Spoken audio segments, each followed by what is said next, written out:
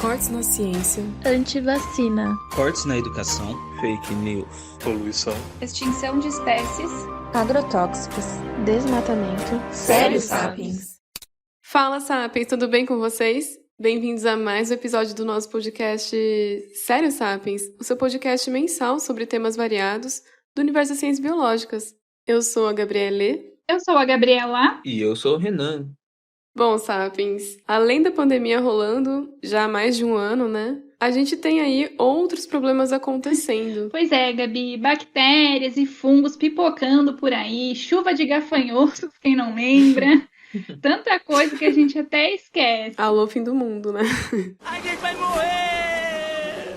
Quase isso. Nossa, Sim. é mesmo, né? Já foram vários casos preocupantes que a gente viu aparecendo nos jornais aí. Mas, no final das contas, eles se mostraram como problemas locais e ou controláveis. A gente vai viver! Não chegaram a impactar tanto o nosso país ou a nossa vida e ficaram só pelo susto mesmo, né? Ficou pelo susto até agora. Otimista. É, porque o Brasil é assim, né? Até agora.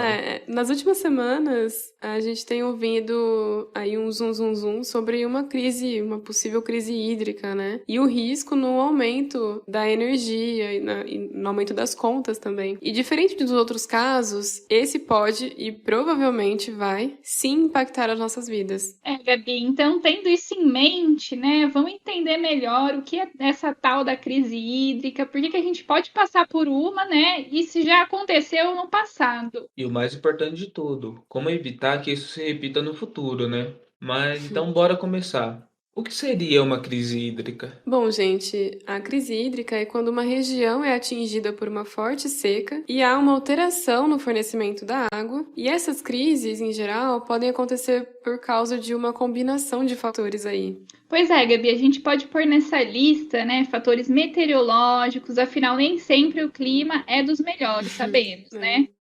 Mas a gente também não pode esquecer a má gestão dos recursos hídricos, por exemplo, que também é algo que a gente pode visualizar aí nos noticiários, né? E por vezes a gente vê o problema se aproximando e bem pouco é feito para remediar esse problema ou tentar Eu contornar. acho que esse mau uso da água acaba tocando em vários problemas de uma vez só, né? Quem nunca viu aquele exemplo bem, eu acho que é bem emblemático, daquele vizinho seu assim do bairro que adora lavar uma calçada na mangueira, um carro, uma moto, com bastante paciência, parando para conversar com todo mundo que passa por ali.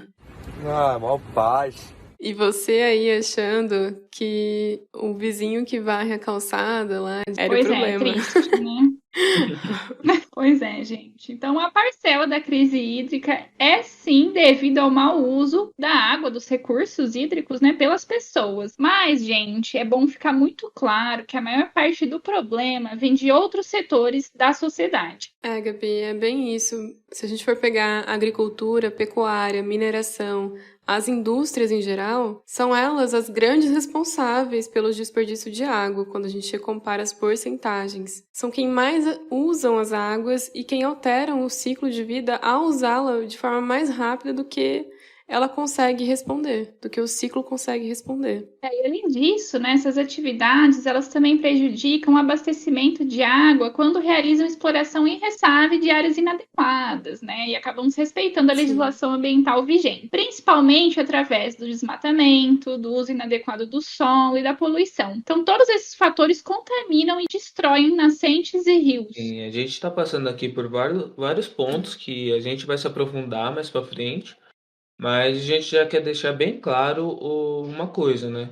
Que é sim importante a gente mudar nossos hábitos como indivíduos, mas o problema não vai se solucionar só por isso, né?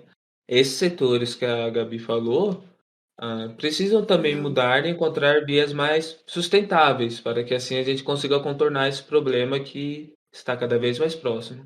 E bota próximo nisso, Renan. Mas talvez quem tá aí ouvindo a gente deva estar se perguntando, mas como exatamente acontece uma crise hídrica? Ou o que levou a essa que tá rolando agora ou vai rolar nos próximos tempos? Bora entender melhor, então? Bora.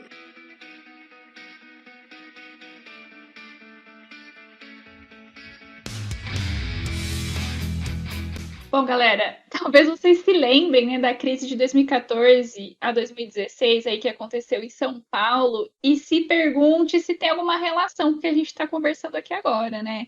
Se a gente não aprendeu com os nossos erros, enfim, já adianto que não aprendemos com os erros. Spoiler. Ai, ai, falou o quê, né?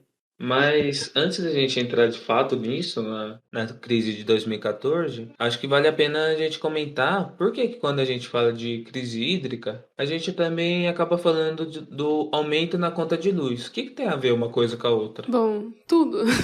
A gente, primeiramente, né, é importante pontuar que a crise hídrica no Brasil, ela significa também crise energética, porque o nosso país, ele utiliza majoritariamente energia elétrica proveniente da atividade hídrica. Pois é, Gabi, então quando a gente fala de crise hídrica e falta de abastecimento de água, né, como se já não fosse preocupante o suficiente, a gente está falando também de falta de abastecimento de energia elétrica, né? E as suas consequências, que não são poucas, né? Afinal de contas, a gente não faz quase nada sem energia elétrica. É só pensar como que a gente fica em casa quando acaba a luz, né? Dá aquela tela azul, a gente não sabe o que Depressão fazer, total, né? a gente senta na sala e fica esperando, né? É foda E isso. hoje, a gente pode ver que hoje a gente é totalmente dependente da energia. E isso não é querendo dar aquela de velhão e falar, tipo, ah, antigamente era melhor. Mas é um fato, né? A gente precisa de energia. Não dá pra discordar, né? E é por isso que, com a falta de água, a conta de luz sobe. E é por isso que também a economia do país sofre junto com a falta de água, porque depende, né? A gente é totalmente Sim. dependente. Uma alternativa seria diversificar mais a nossa matriz energética, né? O que de fato vem acontecendo nos últimos anos, com algumas cidades e estados passando a usar mais energia solar e eólica, por exemplo. Mas a gente ainda está bem longe do ideal. Se as hidrelétricas hoje são a nossa principal fonte de energia, a que vem em seguida são as termoelétricas, que não são lá muito boas, né? E aqui só um parênteses, né? Uma outra estratégia cogitada para reverter a crise e garantir, entre aspas, a segurança do abastecimento foi a flexibilização das restrições relacionadas à operação de algumas hidrelétricas. Ou seja, né, ao invés da gente procurar energias que sejam mais garantidas e de fontes, né, mais limpas, alguns queridos políticos quiseram o quê? Flexibilizar. Porque aí consegue, né, instalar mais hidrelétricas de forma mais fácil. Tipo, Principalmente aquelas relativas à vazão d'água, né? Então, só assim, para complementar, essa foi uma medida colocada pelo Comitê de Monitoramento do Setor Elétrico, tá? Liderado aí pelo Ministério de Minas e Energia, que a gente conhece. é tipo você querer chegar em algum lugar e você sempre chega atrasado, mas ao invés de sair mais cedo de casa, você quer tirar o limite de velocidade, né? É foda, gente. Boa. Então, vale comentar, né, que as hidrelétricas, elas também causam diversos impactos ambientais, né? Então, não dá para passar pano. Sim. E esses impactos também são principalmente relacionados a essa vazão de água. Então, flexibilizar essa questão é justamente, né, um ponto errado aí de se trabalhar. E o fato é que as termoelétricas, né, que seria uma outra alternativa, aí, uma outra estratégia que vem sendo adotada pelo governo, elas são ainda piores, né? Nas termoelétricas, a energia é gerada a partir de qualquer coisa que possa gerar calor, né, por meio de uma combustão. Então, da queima, por exemplo, de combustíveis fósseis, né, o que é um problemaço. Mas, século XXI. Ai, gente, é quase uma piada. Nessa a gente se encontra naquela situação. A gente precisa de água para gerar energia, e quando falta água, a gente começa a queimar tudo que dá para gerar essa energia, né? Então seria tipo uma situação em que o paciente está em estado grave e o médico vai lá e dá uma paulada nele. Tipo, o paciente até pode parecer que melhorou ali na hora, quando ele levanta para xingar o médico, né? Mas não vai ajudar a situação de fato. não vai resolver o problema a longo prazo. Renan está cheio das analogias hoje. Ele tá cheíssimo das analogias, ninguém segura. Galera, e além de usar melhor a água, a gente precisa também de energias limpas, né? Óbvio isso, né? Apesar de todas as fontes de energia terem prós e contras, mas aí isso aí é papo para outro episódio, né? Dá um episódio tanto, viu? Aliás, se você quer saber mais sobre as fontes de energia e quais são as nossas alternativas aí, possíveis mitos, deixa lá nas nossas redes sociais seu comentário. Talvez a gente faça, né? Mas voltando pro episódio, é bom a gente relembrar o que foi a crise hídrica em São Paulo, né, em 2014. Porque em 2014, o volume do sistema Cantareira, que abastece cerca aí de 45% da região metropolitana de São Paulo, atingiu apenas 3,6% da sua capacidade. E a Sabesp, que é o órgão responsável, teve que passar a bombear a água do volume morto. Para quem não sabe, o volume morto é uma reserva de água, né, que fica abaixo das comportas da represa. Sim. E até a data em questão nunca havia sido usado para as necessidades da população, para suprir essas necessidades. Nossa, eu lembro dessa época que as imagens que estavam saindo nos noticiários e tal, Assustadora, né? era uma coisa horrível, assim, nem parecia. Era uma cena que a gente não estava acostumado a ver no Brasil, né? E as regiões Sudeste e Centro-Oeste têm como característica um inverno seco. Isso é normal, né? Por isso que é importante que os reservatórios de água atinjam níveis satisfatórios durante as chuvas de verão, para que possamos atravessar esse inverno sem grandes dramas. E não foi isso que aconteceu em 2014, né? Eu diria, assim, uma frase clássica: The winter is coming, galera. Winter is coming. Winter is coming. Winter is coming. Winter is coming. And winter is coming. E a gente já sabe que o volume de chuva na região da Cantareira esse ano foi o mais baixo desde 2016. Ou seja, já acende uma luzinha de alerta, né? E o Comitê de Monitoramento do Setor Elétrico já emitiu esse alerta de risco hídrico. Notícias preocupantes, eu diria. Pois é, Gabi, esse cenário todo, né, galera, é decorrente de diversos motivos. Mas quando a gente fala da escassez hídrica que vem sendo observada nos últimos anos, a gente tem umas causas principais aí, né, que são mudanças climáticas, pois é, gente, elas existem. O desmatamento, né, principalmente o desmatamento da Amazônia, né, mas todos os biomas, obviamente o desmatamento em todos os biomas contribui para esse cenário, e a má gestão das águas brasileiras, né? Olha eu aqui de novo falando de política. Ai, meu Deus. Gostando. Eu diria que são aquelas pílulas, né, aquelas verdades difíceis de engolir.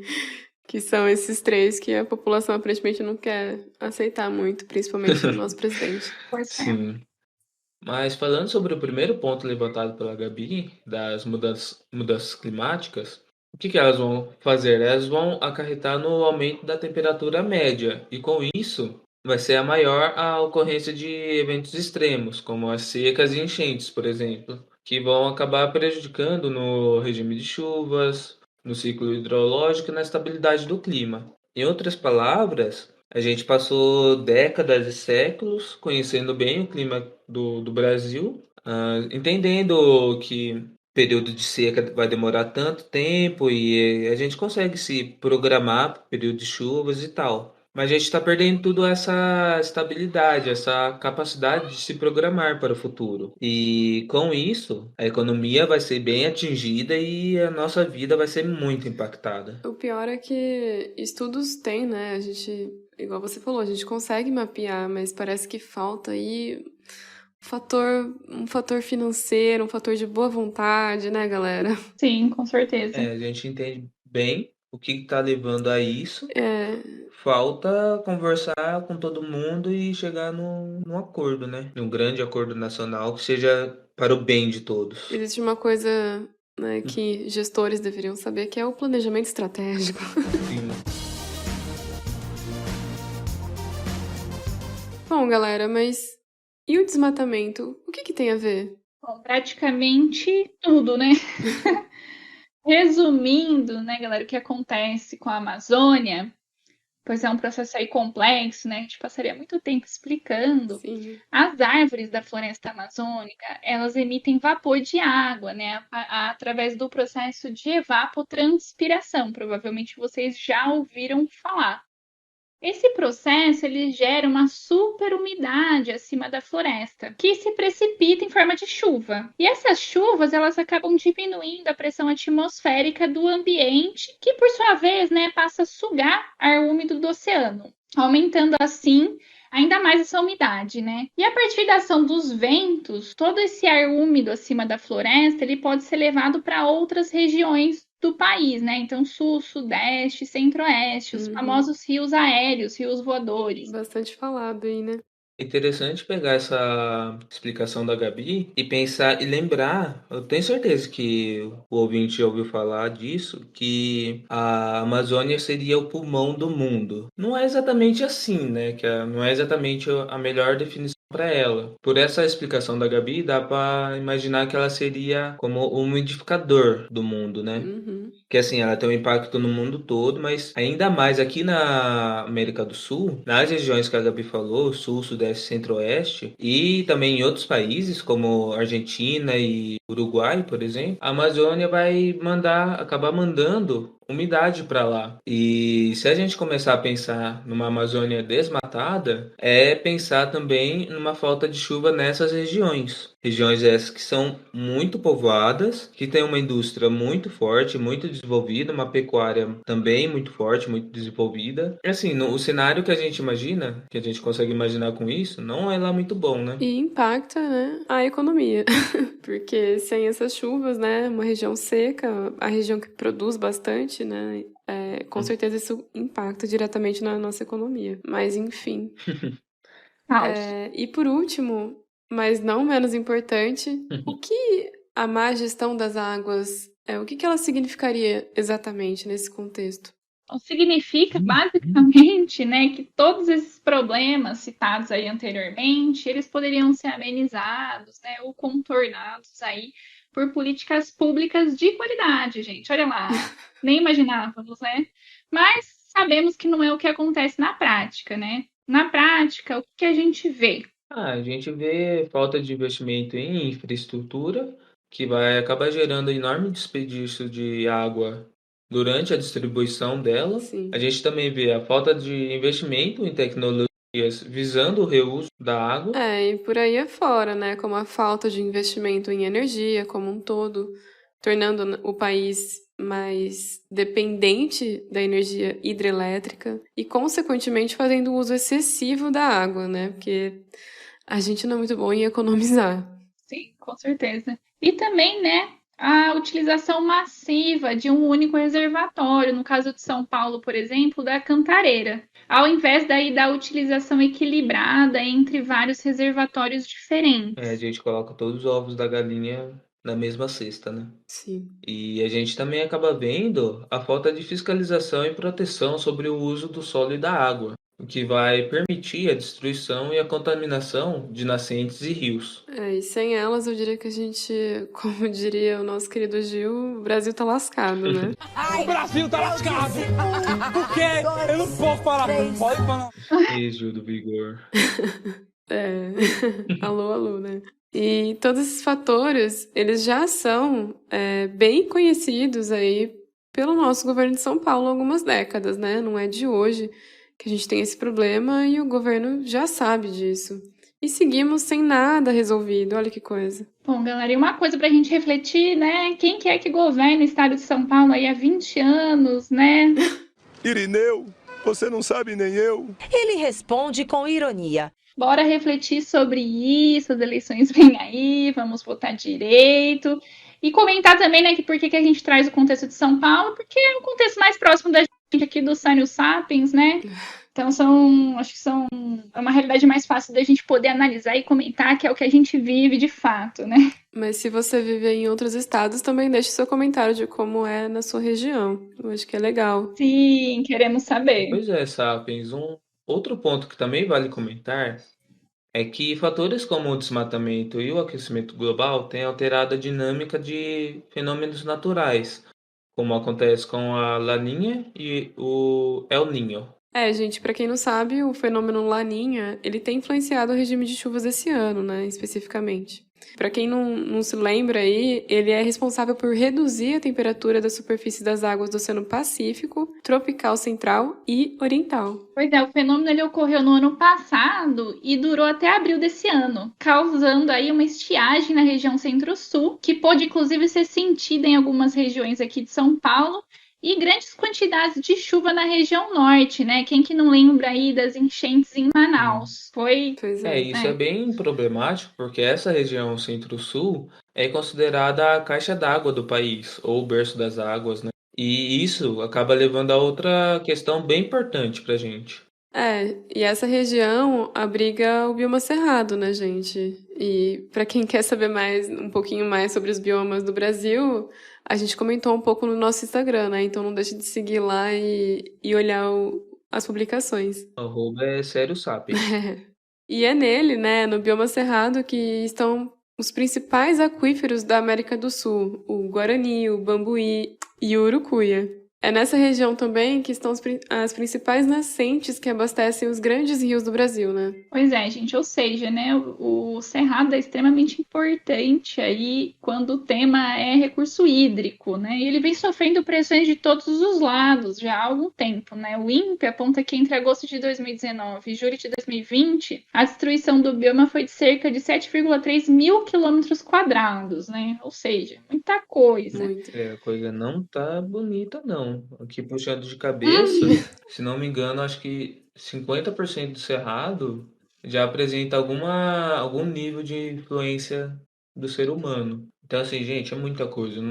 Não dá, assim. Não é por acaso que a gente está atravessando uma crise hídrica novamente, né? Não é.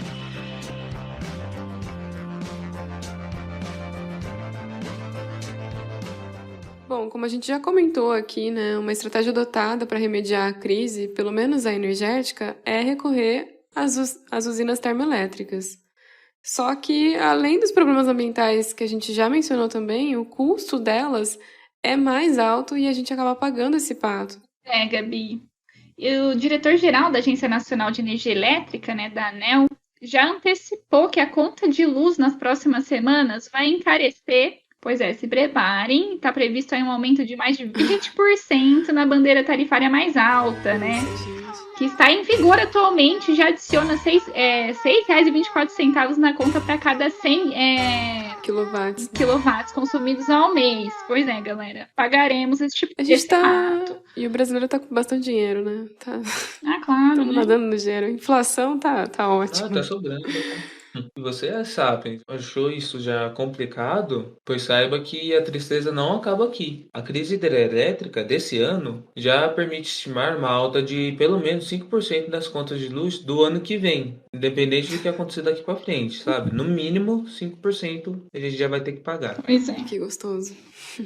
E, obviamente, a gente já sabe quem serão os mais afetados, né? A crise hídrica, que diz respeito tanto à quantidade quanto à qualidade da água disponível, assim como a crise energética, impactam mais diretamente as pessoas em situação de vulnerabilidade, que é a mesma coisa que ocorre quando a gente comenta aqui das mudanças climáticas e todas as suas consequências, né? Sempre quem são os mais afetados são as populações periféricas, que são os mais vulneráveis.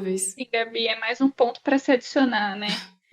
E todo esse desequilíbrio, né, incluindo tanto cheias como escassez de água, acabam afetando, né, como a Gabi comentou, a população mais pobre, né, que estão presentes aí principalmente nas periferias da cidade. Então, nas cheias, os prejuízos materiais são enormes, né? As pessoas acabam perdendo bens que levaram a vida toda para conquistar, é uma tristeza.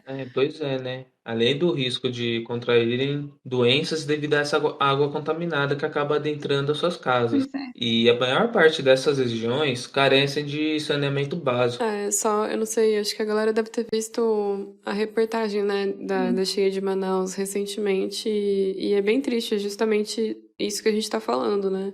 São populações mais afastadas, que acabam sofrendo mais com essas variações aí, né, bruscas. E na seca, gente, o racionamento de água, E o aumento das contas de energia elétrica também acaba impactando de forma mais direta uma parte da população. Isso quando existe o acesso à água potável e energia elétrica, obviamente, né? Porque muitas vezes nem existe isso. Exatamente. E, gente, nem aquela belíssima promessa de universalizar o acesso à água potável, ao tratamento e coleta de esgoto, né, prevista aí no novo Marco Legal do Saneamento, a gente já fez um episódio sobre isso. Sim. Nem essa promessa vai ser capaz de remediar essa situação, gente. Porque, afinal de contas, né, para que isso seja possível, é necessário água disponível, coisa que com a crise hídrica a gente não vai ter.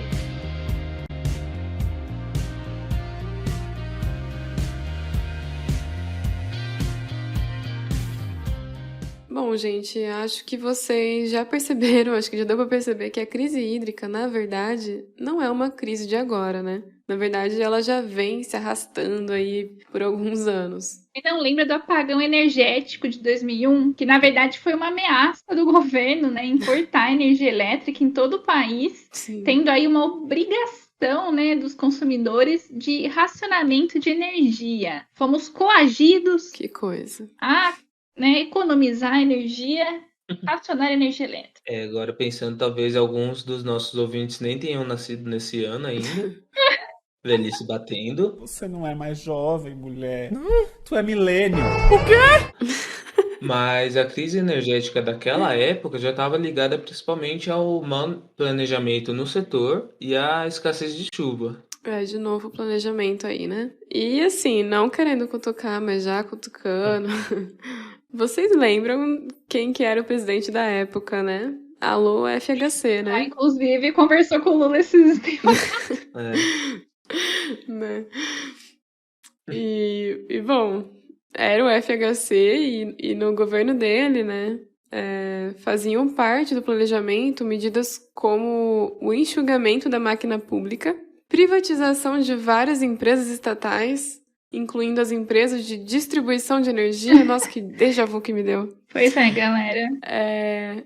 E a falta de investimento em geração e distribuição de energia. Queria mandar um alô aqui para a Eletrobras, né? Liberalismo na veia, né? Que foi recentemente privatizado. Eu fiquei confuso agora. A gente estava falando do Brasil atual ou do Brasil de 2001? Parece assim meio dark, né? A gente tá voltando, vai pro passado, presente, uma coisa muito louca. E é isso. Bom, gente, essa época foi trash aí. Renan falou que a maior parte, provavelmente, dos nossos ouvintes não se lembra, não tenha nascido, né? Eu fiz uma força pra lembrar, mas eu lembrei. Veio umas cenas assim, uns déjà vus também. E a população brasileira, gente, ela se viu coagida aí mesmo a mudar seus hábitos de consumo de energia de forma drástica, né? Para vocês terem noção, naquela época, os consumidores tiveram que cortar 20% do seu consumo de eletricidade voluntariamente, entre parênteses, né? Caso contrário, teria um aumento aí drástico na conta de luz. Sim, o governo ainda impôs uma sobretaxa às contas de energia que fossem superiores a 200 kWh por mês, pagando 50% a mais sobre o valor que excedesse desse patamar, né? E haveria ainda uma segunda sobretaxa de 200% para as contas acima de 500 kW. E eu lembro dessa época, eu era bem pequenininho, né? Mas eu lembro que aqui em casa a gente fazia um campeonato para tomar banho rápido.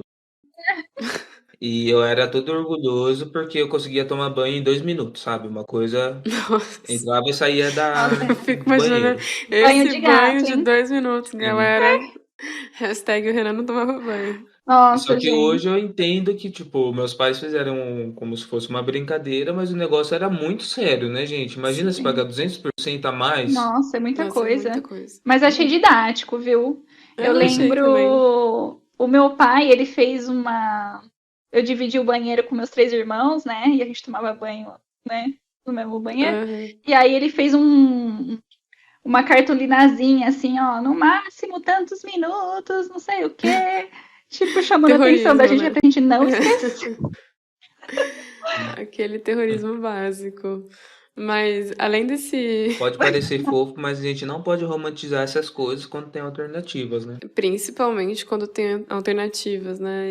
E quando faltou aí um planejamento do poder público. Sim. Mas além desse racionamento, outra alternativa do governo à época foi elaborar um plano de contingência, o qual o objetivo era investir em redes termoelétricas, essa que a gente já comentou, né, por aqui, que não são de fato eficientes, né? Bom, e hoje, né, a região sudeste do país, em especial o estado de São Paulo, é altamente impactada pelos extremos hidrológicos, porque além de ser uma região altamente, né, povoada, há uma alta demanda de utilização dos recursos hídricos pela indústria, agricultura, para geração de energia hidrelétrica e também para abastecimento público. Eu acho que já está ficando bem evidente que não é muito esperto utilizar tais recursos hídricos também para energia, né? Assim, já estamos falando de uma área com muita concentração de pessoas, com alta demanda para os setores da indústria e agricultura, e deixar que a energia compita por essa água que muitas vezes não, vai ser usada para objetivos mais básicos como beber água. Não é muito esperto e as energias alternativas estão aí. Né? A energia solar, a energia eólica e tais energias podem amenizar ou até mesmo evitar as crises que a gente está tendo e que a gente vai ter no futuro. E de quebra vai ajudar o meio ambiente, protegendo ele e não poluindo. Isso assim, se essas energias alternativas forem implementadas da maneira correta, que também não adianta sair colocando de qualquer jeito, porque não é assim que as coisas funcionam, né? É uma questão muito importante, porque a gente tá em 2021, né, gente? Sim, com certeza, né? Eu ia comentar que você falou de energias alternativas, né? Fontes de energia alternativa, energia solar, apesar de ser uma tecnologia cara que a gente ainda não domina, né? É uma energia, a gente está num país tropical, né? Faria muito sentido a gente adotar esse tipo de fonte de energia como principal, né? Mas é uma questão, Gabi, é cara porque não tem incentivo fiscal suficiente. Sim. Porque se a gente colocar na ponta do lápis o absurdo que a gente gasta nesse processo de construir usinas hidrelétricas, instalar termoelétricas, todo o gasto não só financeiro, mas ambiental, as placas solares são ínfimas, assim, é um custo ínfimo. Acabam valendo a pena, E né? fora a opção eólica, né, que a gente tem também. Então... Possibilidade. É isso que eu falo, a gente tá em 2021. A gente tá em 2021 e ainda tá falando de coisas que não deveriam estar sendo usadas mais, né? Eu acho que o que dá para tirar disso tudo é que os governos fazem escolhas. Eles fizeram escolha por uma fonte de energia à base da água, né, as hidrelétricas, fizeram a escolha pela termoelétrica também. E a gente não precisa continuar nessa escolha. A gente pode mudar de escolha, a gente só precisa ter a vontade para tal. Sim, e concordo muito.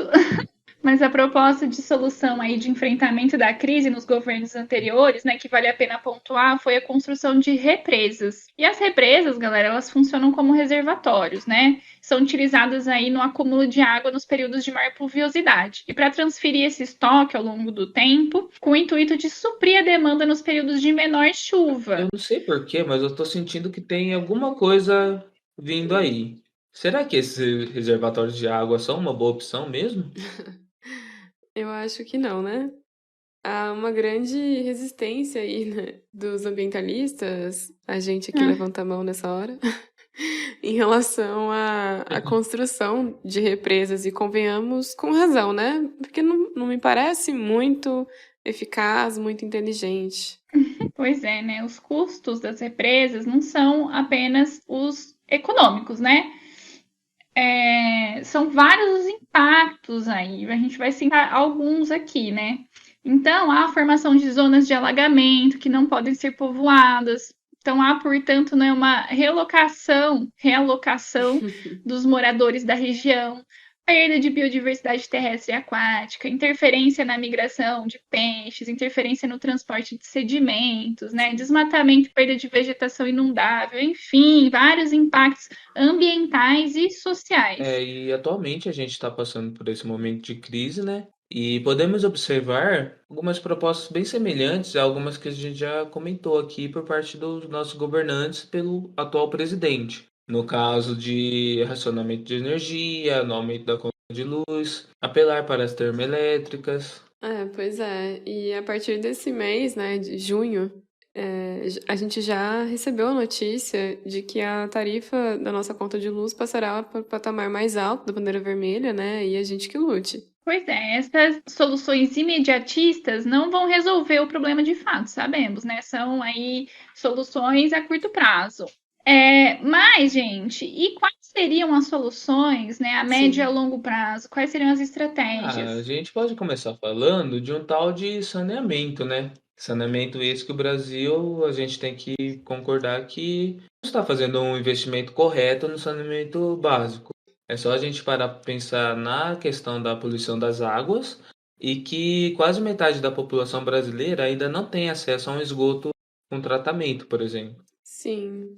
E já que não há, né, o esgoto tratado, o que acontece com aquela água que poderia ser utilizada pela população para o consumo, por exemplo? Isso mesmo, ela é contaminada, né? Sem contar nos agrotóxicos e fertilizantes que são liberados em sistemas agrícolas de massa e também contribuem para a poluição aí dos ambientes.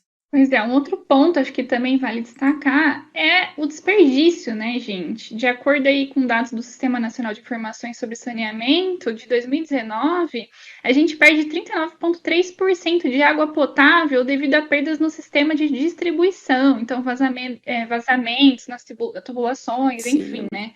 É um absurdo. É muita coisa. Muita coisa. E a gente nem precisa falar que há uma grande necessidade de políticas públicas voltadas para o saneamento básico, né? Só não sabemos se vai ocorrer com o plano de privatização da água. Temos aí um episódio só sobre isso.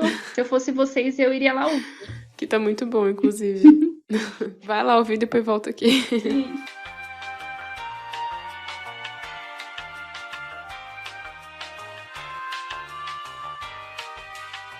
Também temos problemas ocorrendo a níveis globais, sabe? Não dá para desconsiderar impactos causados pela expansão urbana, a urbanização, né? E o desmatamento e mudanças climáticas, que a gente já citou aqui, que acabam influenciando no regime de chuvas. Portanto, são necessárias políticas públicas que levem em conta também esses fatores que a gente tem que lutar, que estão latentes, que estão batendo na nossa porta. E que muita gente ainda teima em falar que, sei lá, mudanças climáticas foi a esquerda que criou, por exemplo. E vale ressaltar que o desmatamento e a poluição em áreas mananciais, né, também é recorrente. E a gente sabe que os mananciais são de extrema importância, afinal são a fonte de água para o abastecimento público. Além disso, né, são hábitats de animais, fonte de água para a fauna e vegetação dos nossos entornos. Então é muito importante. Pois é, Gabi. Além disso, né, são necessárias políticas aí que visem a recuperação, a recomposição dessas áreas. Sim. E isso seria possível com o auxílio de restauração florestal, ampliação de parques e áreas protegidas e a contenção efetiva, né, de construções urbanas em áreas de mananciais ou nos seus entornos. Sim. A gente fala, vale fazer uma observação, né? Que essa questão de recuperação também a gente fala como se fosse algo simples, mas também, gente, ela requer estudos, Sim. planejamentos, né? Profissionais. Eu lembro de uma vez ter participado de um evento aqui na UFSCar com vários especialistas que estudam cerrado, né? E o cerrado é um bioma extremamente complexo, assim, né? Ele é formado por diferentes fisionomias. E eu lembro deles, uma discussão, assim, que ficou marcante para mim, foi deles falando que talvez não seja possível a gente, a partir de um ponto de degradação do bioma, a gente poder recuperar o cerrado, sabe? Justamente por causa da complexidade dessas fisionomias. E eu acho que é isso que fica, né? A gente tem que planejar isso e começar o quanto antes que a recuperação não seja mais viável, sabe? Muitos biomas, né? O Cerrado, a Amazônia e até o Pantanal, né? Eles têm se aproximado um pouco dessas porcentagens aí de não poder recuperar mais. Então, é bem Nossa, preocupante e é algo que a gente deveria estar olhando com mais atenção, Sim, né? com certeza. Os esforços deveriam ser nesse sentido, né, gente? A gente não poderia nem estar pensando em desmatar mais, em perder, sabe, bioma. A gente teria que estar recuperando, colocando todos os nossos esforços nisso, assim. Principalmente porque boa parte desses biomas a gente nem compreende na sua totalidade, né? Então, por vezes a gente fala de recuperar, mas recuperar o quê se a gente não conseguiu estudar eles completamente? Então, esse que é o grande desafio, né? Essa é a grande dificuldade que a gente precisa evitar. Mas, por fim, porém não menos importante, existe uma necessidade da melhoria da comunicação entre as instituições e a parte social do Brasil, né? A população precisa ter conhecimento sobre a crise, ela precisa saber para entender como enfrentá-la de maneira segura e eficaz, evitando assim aumentar o número de corpos d'água contaminados, entender como se dá a reserva e o consumo da água para que aconteça de haver mais desperdícios, né? E para que isso aconteça, é necessário uma difusão do conhecimento. Só que, assim, de novo, voltando para a parte política, com esse governo que estamos agora, fica bem complicado, né, Sapiens? Mas além disso, até, Renan, porque eu tava, eu tava vendo a publicação, né, do Insta do Árvore e Água, que eu acho que a gente aqui, todo mundo deve seguir. E eles criticam muito essa questão de como a informação é passada superficialmente pela mídia também. Porque quando a gente fala de uma crise hídrica, por que a gente não está falando das mudanças climáticas, né, que impacta diretamente? Por que a gente está falando de desmatamento? Por que a gente não fala?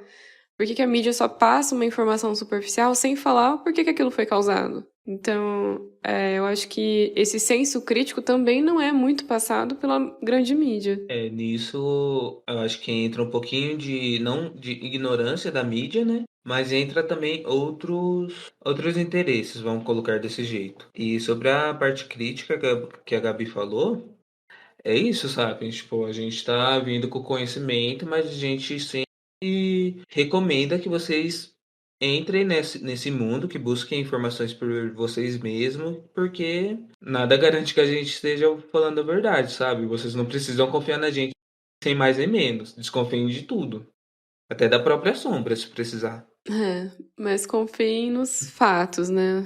Os Sim. fatos e números não mentem jamais. E uma frase emblemática, né, do nosso queridíssimo: conhecereis a verdade vos libertará, não é? Mas não a verdade dele, né? Enfim. E normalmente, quando a população, em geral, fica sabendo de crises, é quando a bomba já estourou, né? E quando a conta também já tá no vermelho. Esse é um outro ponto. E não é necessariamente culpa do povo, né? Não é comum a gente ver campanha de economia de água fora de períodos de seca, por exemplo. Pois é. E abrindo um parênteses aí, né? Não sei se vocês estão ligados nisso, mas a gente tá aqui para informar. Vocês podem duvidar da informação, mas a gente vai informar. Essa semana a gente viu notícias circulando aí nas mídias, né, que o governo federal ele cortou a verba do INPE, né, o Instituto Nacional de Pesquisas Espaciais, e há o risco real de desligamento do supercomputador, pois não há verba para pagar a energia. Gente, isso é um absurdo, né? Em tempos de negacionismo científico, estamos aqui a todo momento frisando esse ponto, né? Nossa, gente, é uma distopia, estamos vivendo uma distopia mesmo. E só para entender melhor o que esse computador é, o que ele faz, ele é usado na previsão de estiagem. Então, assim, o resultado vai ser que sem esse supercomputador, a gente não vai conseguir fazer uma previsão de quando vai chover, de quando não vai chover tão precisa assim, e a gente não vai conseguir entender a real situação dos reservatórios. E o que isso vai resultar? a gente não vai conseguir planejar direito o nosso uso da água.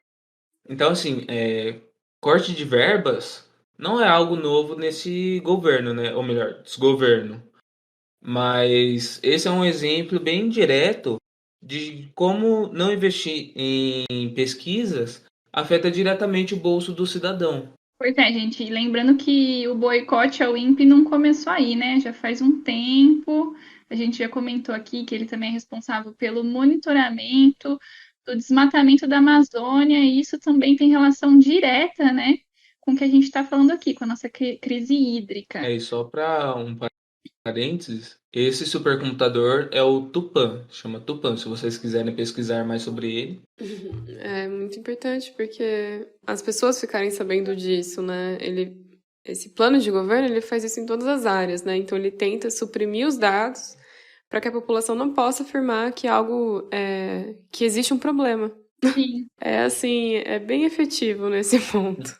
E recapitulando, o racionamento de água, ele é muito importante sim, tá, gente? A gente não tá falando que não é importante pela população em geral. Mas a mensagem que a gente quer deixar aqui, quer passar para vocês, é que somente o racionamento, ele não é efetivo, tá? E também só o racionamento da população em geral. É preciso também repensar o uso e consumo de água por parte de todos os setores. Sim, isso é muito importante. E falando de racionamento, né, vale a reflexão aqui. Será que é justo cobrar do consumidor, né, que muitas vezes se encontra desempregado, gente, passando por situações complicadíssimas aí, principalmente atualmente, né, uma boa parcela da população se encontra nessa situação, inclusive, diante dessa pandemia? Será que é justo, né, a gente ter que arcar com os custos a mais na conta de luz, sendo que a gente sabe quem são as grandes responsáveis pelo consumo e desperdício da água, como a Gabi estava comentando, né, os outros setores aí, agropecuária, agropop, né, alô, alô. Isso a Globo não mostra, gente. Eu acho que a mensagem que a gente está tentando passar nesse episódio é de que tempos difíceis provavelmente virão, mas a gente consegue mudar isso, a gente sabe como não cair de novo em futuras crises, a gente sabe como mudar esse panorama, né? Só que a gente precisa, sim, da parte política. Vontade Sim, a política, gente né? precisa entender melhor o que nossos candidatos propõem, se é algo superficial, se é aplicável ou não, com base em que eles estão propondo aquilo, para que a gente consiga sair disso e não cair de novo no futuro, sabe? Para que a gente não troque 6 por meia dúzia, por exemplo. Sim, daqui a pouco a gente tá que nem aquele meme da senhora. Senhora, você já ouviu falar sobre política? Então, quase isso, mas é porque é muito necessário, gente, essa consciência, né, na hora de escolher representantes que vão impactar depois em decisões da nossa vida. Então, a gente sempre vai enfatizar isso, sinto muito, quem não gosta, é necessário. E temos também 2 fatores inversamente proporcionais aqui nessa discussão. A tendência é o consumo global de água aumentar cada vez mais, enquanto dos regimes de chuva diminuir. E aí a equação não fecha. Pois é, Gabi. Então, gente, sendo assim, não adianta a gente querer mascarar os problemas, né? Fazendo um racionamento de água aqui, outro acolá.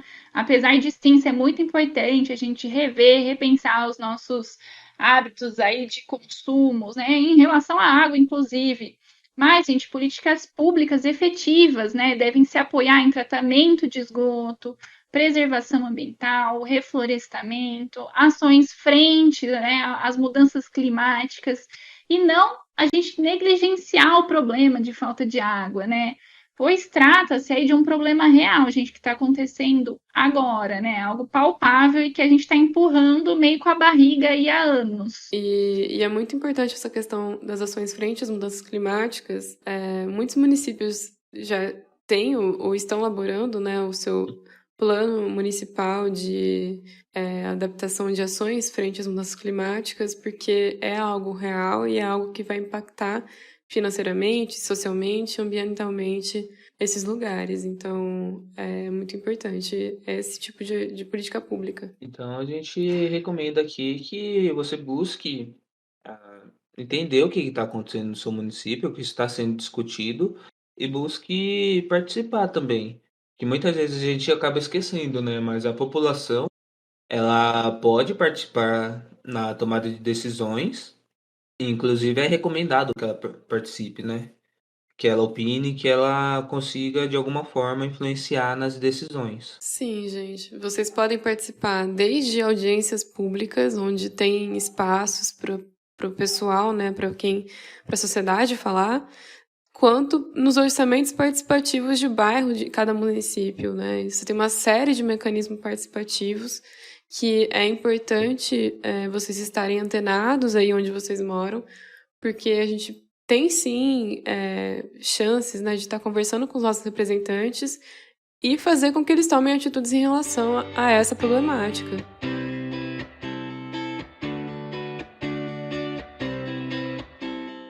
Bom, gente, eu espero que vocês tenham gostado desse episódio, tá? Deixem nos comentários lá o que vocês acharam nas nossas redes sociais, né? O @SérioSapiens. Se puderem, se vocês estiverem escutando no Spotify, por exemplo, se puderem colar lá no nosso canal no YouTube para dar aquela força, deixar aquele like, compartilhar. Se você estiver escutando no Spotify, no YouTube, colar no Spotify ou no seu agregador de podcast para dar aquela força. E a gente sempre pede, né, para compartilhar e fazer com que, se você acha essa que a gente disse interessante, que faz sentido, que a gente precisa que mais pessoas escutem, compartilha. Manda pro amigo, pro pai, pra mãe, pra crush, usa pra puxar um assunto assim, nossa.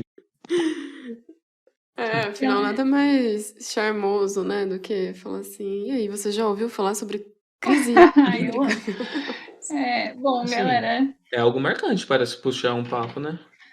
Olha, em tempos de bolsonarismo, eu diria que a pessoa apaixona.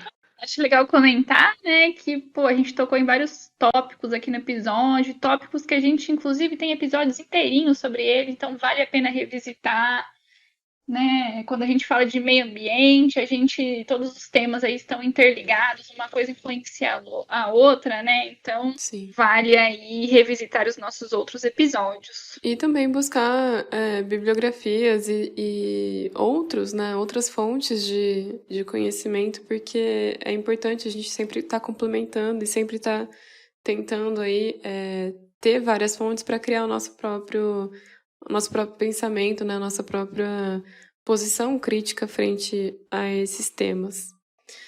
E eu acho que a gente fica por aqui, né? Isso inclui ler os dois lados da história, né? Inclui ler os dois lados da história. Na pesquisa científica a gente aprende bastante isso, né, Gabi? Sim.